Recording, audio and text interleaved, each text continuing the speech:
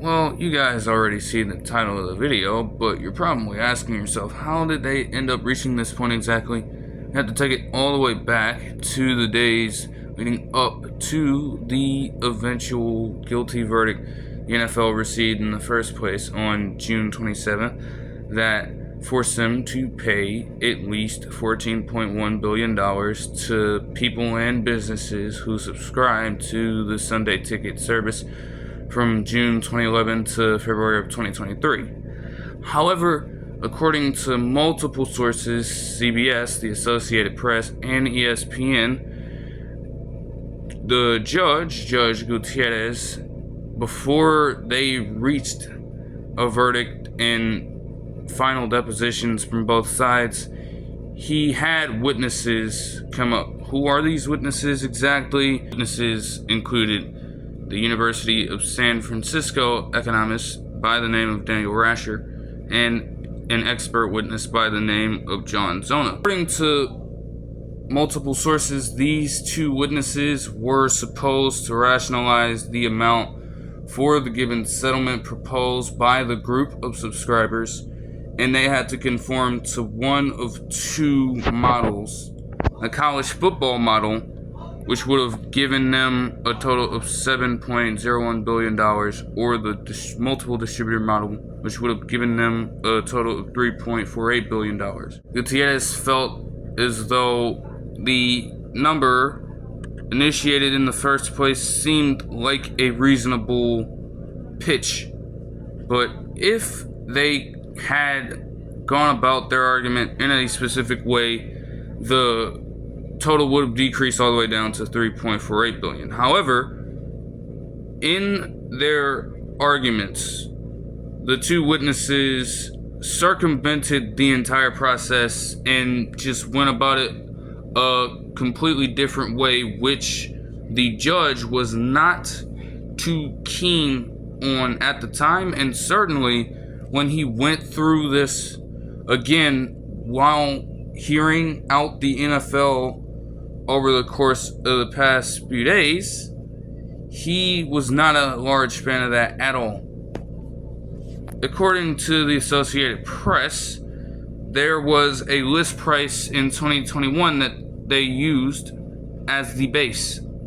It was set at $293.96. Then after they subtracted it by the average price of the Sunday Ticket service that people spent in order to access it, which was $102.74 at the time. They brought those two numbers together. They took the difference as the overcharge, which ended up being $191, a little around $191, and multiplied that number by all of the plaintiffs within the specific group for the class action lawsuit. Even NFL attorneys, according to sources, one Brian Steckloff said that the damages amount is indefensible. And granted, when you have that standard put out there by a person of authority, you gotta follow it for sure. And neither of those two did the greatest job of presenting their cases and arguments. Of the way that all other people on the plaintiff's side presented their arguments to a jury that was, based off of what I'm seeing, jury was very well influenced by some of the previous arguments presented by, different witnesses on the plaintiff's side.